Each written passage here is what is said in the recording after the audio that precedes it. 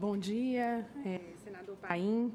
Inicialmente, gostaria de parabenizar pela oportunidade, e aí eu vou fazer parafraseando, aqui sim, nessa audiência pública, nós encontramos o atendimento à relevância, à urgência, que foi fundamentada para a edição de medidas provisórias, que, por uma escolha infeliz, retirou de toda a sociedade a possibilidade de um diálogo prévio, de uma construção, de uma legislação que pudesse vir a ser construída, levando em consideração todos os atores sociais que são necessários para a construção de um país democrático, que respeita, acima de tudo, aqui parafraseando também a doutora Thaís, a impossibilidade de um retrocesso social.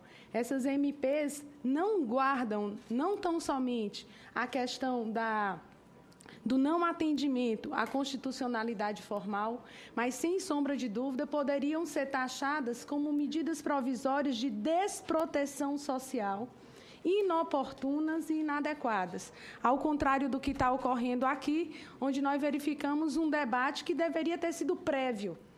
Essa Casa Legislativa, sem sombra de dúvida, é um ambiente onde se deve trazer toda essa discussão para a construção de medidas que são necessárias de serem adotadas para que a gente tenha um país, de fato, tanto adequado fiscalmente, financeiramente, como um país que tenha o atendimento a esses princípios que são de fundamental importância para um crescimento e uma manutenção sequer social de benefícios. Vou terminar fazendo assim um pequeno levantamento de tudo que foi trazido aqui, desde a explanação do Toninho, do DIAP, pelo DIESE, para que a gente possa trazer aqui uma explanação de qual é a visão constitucional, social, que nós verificamos dentro dessa adoção de medidas pelo governo. Primeiro, a gente verifica claramente o não combate à causa desses ajustes financeiros tão necessários. Por que nós não verificamos um ataque à causa? A partir do momento que nós temos, já no nosso texto constitucional, artigo 239, parágrafo 4º, a necessidade de uma implementação de um ônus maior ao empregador que foge à taxa de rotatividade. E esse dispositivo constitucional não é regulamentado, ou seja, não se enfrenta a causa, se enfrenta tão somente o ajuste financeiro sem atacar, de fato, a causa o que causa essa procura excessiva por um benefício de proteção social. Nós verificamos aí uma Convenção 158, que tramita também aqui nessa casa a necessidade de uma ratificação dessa convenção, onde inibe a dispensa arbitrária. Nós verificamos aqui nos dados do DIESE um volume absurdo de dispensas que são imotivadas pelo empregador. E também verificamos que o combate, todos os dados que são aportados aqui pelo DIAP, eles se baseiam em dados de RAIS e CAGED, que trazem essa formalidade do trabalho, mas que deixa de fora muito dos profissionais liberais, aqui falando em nome da Confederação Nacional dos Profissionais Liberais, que estão na informalidade. Ou seja, os dados que foi trazido aqui para a discussão, já alarmantes, só refletem exclusivamente relações de emprego formais. Imaginem aquele universo desprotegido que não está sendo demonstrado aqui, senador Paim. Então, assim, é uma medida inoportuna, que não traz um combate e sobre a tutela de trazer um ajuste fiscal, desprotege socialmente aqueles mais desprotegidos, e em qualquer levantamento de dados que está sendo trazido nessas discussões posteriores à adoção do governo, nós verificamos que essa transparência de dados também não é absoluta. Ela não é não são trazidos para a discussão dados que refletem aqueles que são mais desprotegidos e estão ausentes desses dados oficiais. Nós verificamos que, na própria construção da RAIS, nós temos uma busca pela formalização do emprego. E aí eu faço também um adendo à fala que foi, inclusive, reforçada pelo senhor, senador, quando diz o seguinte, que houve um aumento das diferenças dos regimes. Qual é a busca da sociedade? Vai ser fazer com que aquele que hoje encontra-se protegido, ele se iguale, essa diferença seja reduzida pelo menor precário, ou no sentido de se buscar que cada vez mais aquele que hoje tem uma proteção mais reduzida se amplie. O que a gente verifica nessa sistemática, e aí eu faço aporte aqui também à presença do Lineu, que está representando os servidores públicos, que pouco está se falando dos servidores públicos nessa construção dessas medidas provisórias e que foram afetados, sem dúvida. E profissional liberal você tem tanto no setor público como você também tem no setor privado. E a gente verifica dentro dos servidores públicos que ele não tem sequer a alternativa que hoje você tem no setor privado, de uma proteção sindical. Aqui o DIEESE nos traz vários itens que poderiam ter sido trabalhados anteriormente à edição dessa medida provisória, como, por exemplo, a regulamentação do artigo 239, parágrafo 4º, para a redução da rotatividade, a ratificação da Convenção 51, que permitiria aos servidores públicos uma negociação no sentido de buscar uma proteção e uma melhor representação dos servidores públicos. Os pescadores artesanais, no bojo do texto constitucional, se traz a igualdade das colônias de pescadores para que essa colônia de pescadores pudesse exercer, auxiliando na construção de um processo democrático, provido de diálogo social, uma maior proteção ao trabalhador, e aí você verifica a todo momento um desrespeito constitucional também a esses pescadores. E aí a gente verifica, e aí eu entendo que já foi muito bem aportado aqui todos os efeitos nocivos da portaria 664, mas a portaria 665, ao meu ver, é aquela que mais fere, porque no momento onde você constata, os dados trazidos aqui, Lilian, eles refletem os 10 últimos anos até 2013. 2014, o cenário do nosso mercado de trabalho, ele foi modificado de forma brutal, onde a gente já verifica uma questão da ampliação do desemprego, uma ampliação dessa necessidade de uma proteção estatal aos trabalhadores. E, nesse momento, você verifica que há uma redução dessa proteção. Eu vou fazer algumas menções ao que está sendo trazido dessa medida provisória, que trata não só do seguro-desemprego, do abono, da questão da proteção aos pescadores, onde nós verificamos que, na própria mensagem presidencial encaminhada para a medida provisória, se faz aporte que precisa ser feito ajustes no fundo de amparo ao trabalhador. Fundo de amparo. Aí a gente vai para a nomenclatura. Aquele trabalhador, ele contribui para aquele fundo para que no momento da sua necessidade ele se sinta amparado.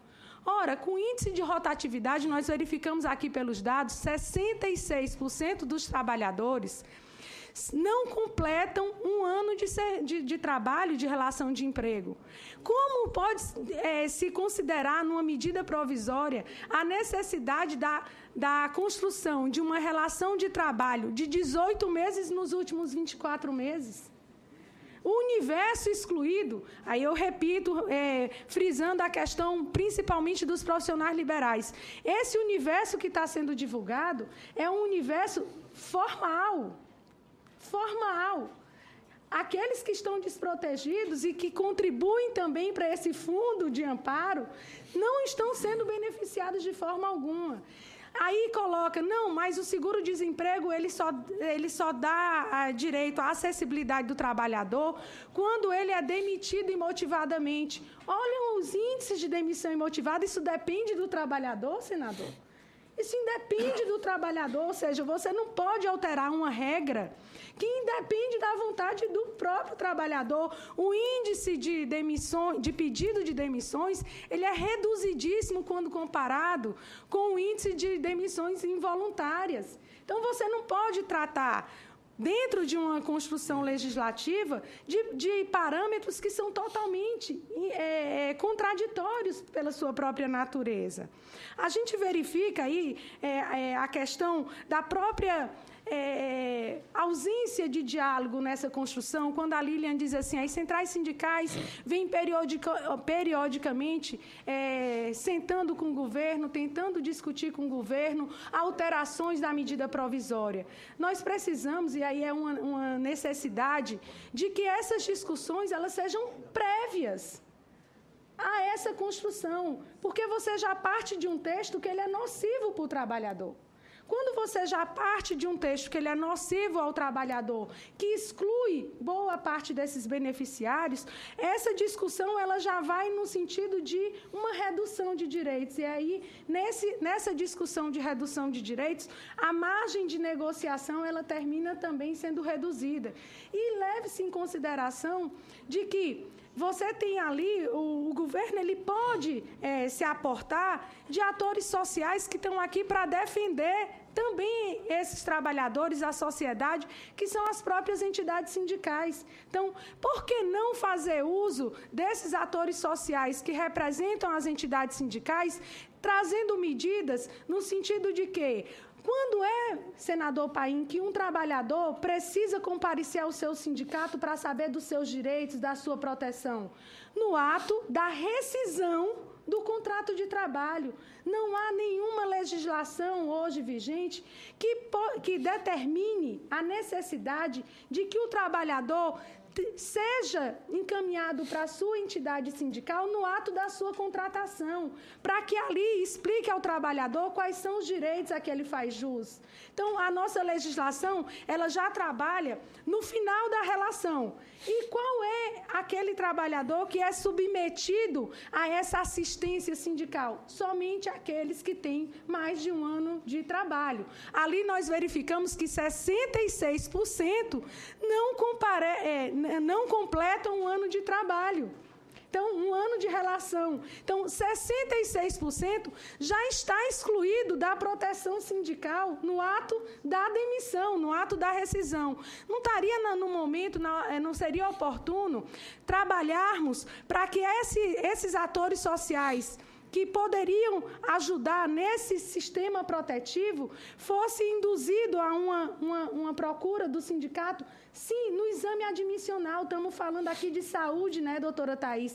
Quando a gente verifica, o exame admissional não teria que ser levado e convalidado, até mesmo porque na 664, na medida provisória 664, quando ele fala que aquele trabalhador que já for portador de doença, ele está excluído da sua proteção. Então, se tem uma doença pré-existente, o trabalhador desprotegido individualmente, e ele vai ser excluído de um benefício, com uma privatização de uma atividade que é exclusiva pública, que é a perícia médica, agora podendo, inclusive, o próprio empregador, empresas, promoverem perícias médicas.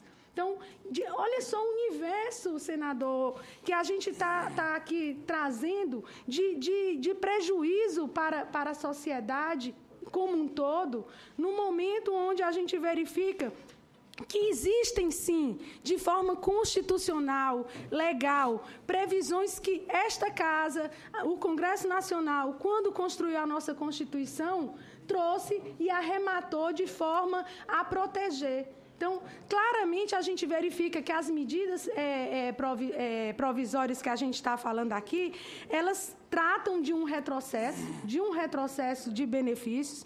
Elas não são pautadas em dados que são transparentes, Lília, não são. Os dados, a transparência, a gente tem que falar que a transparência ela inclui, inclusive, a amplitude de como esses dados são levados. E a gente verifica que o universo, pelo menos dos profissionais liberais, não estão sendo considerados nesses dados estatísticos que estão sendo trazidos para cá. A gente verifica que existe um desprestígio de regulamentação de dispositivos já postos constitucionalmente, construídos dentro de uma Constituição cidadã. Essa formalização, ela tem que se pautar em premissas verdadeiras, doutora Thaís. Realmente, as premissas para se adotar qualquer política pública, ela tem que ser verdadeira. E a política pública, ela não pode ser de precarizar, e quando a gente fala aí da diferença dos regimes, eu não tenho que achar que o servidor público, aquele que sequer tem a Convenção 51, Lineu, regulamentada, que tem o seu direito de greve, sua negociação coletiva, sua representação sindical de maneira reconhecida, ele se iguale ao privado, ou seja, a redução não é para reduzir para o regime da previdência privada, muito pelo contrário, eu estou tratando de pessoas desiguais, eu estou tratando de trabalhadores desiguais. Então, aquele que não tem sequer a proteção sindical, ele tem que ter um regime que seja mais robusto, que lhe dê mais proteção. E aí eu fico muito preocupada com essa fala, com as notícias que tem, a partir do momento que a gente diz assim, houve um aumento da diferença dos regimes. Não, para mim, cada vez mais, mexeu no servidor público para diminuir. Então, foi uma aproximação da diferença dos regimes, mas uma aproximação em péjos. Ou seja, aquele que tinha mais ou menos uma proteção, ele passa também a ser mais desprotegido, e o regime da Previdência, que já era precário, ainda desce uma escala. A diferença, a gente poderia considerar que ela permanece a mesma, porque ambos são no sentido de redução. Então, essa fala do aumento da diferença dos regimes, ela tem que ser encarada com premissas verdadeiras, no sentido de atentar que tanto o regime público como o regime privado sofreu prejuízos. E aí, a gente espera que sejam encaradas as questões que são de causa, uma alteração da legislação da licitação, uma alteração dessas... Não é fazendo sistemas, tão somente sistemas, que a gente vai ter uma homologação e um controle dos termos de rescisão de contrato de trabalho, mas sim combatendo a possibilidade da resolução e da rescisão do contrato de trabalho por meio E aí a CNPL entende como... finalizando, no sentido de que é necessário para que, fruto desse debate que está sendo travado aqui, saiam daqui fundamentos necessários para aquela comissão que é competente, que é a comissão mista, para que ali a comissão mista trave de vez qualquer andamento da medida provisória, para que essa medida provisória seja, de fato, reconstruída, mas não num formato de aproveitamento dessa redação que está aí, e para que seja trazido um novo texto para discussão aqui no Congresso Nacional, no sentido de que ele seja fruto desse diálogo tão necessário que é o diálogo social na construção de políticas públicas. Obrigada. Muito bem, doutora Lilian. Doutora Zilmara Alencar.